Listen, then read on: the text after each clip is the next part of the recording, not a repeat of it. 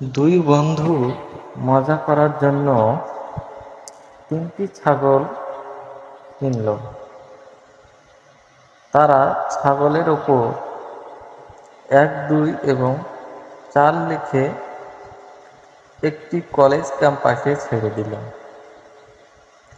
পরের দিন কলেজ কর্তৃপক্ষ দেখল তাদের কলেজ ক্যাম্পাসে ৩টা ছাগল ঘুরছে।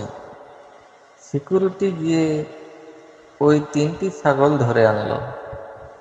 তারপর তারা ছাগল ৩টি ধরার পর দেখল ছাগলের ওপর ১ নম্বর, ২ নম্বর এবং ৪ নম্বর লেখা আছে।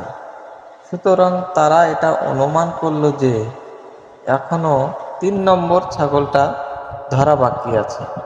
তারা সবাই মিলে তন্ন তন্ন করে খুঁজেও ৩ নম্বর ছাগলটি পেল না।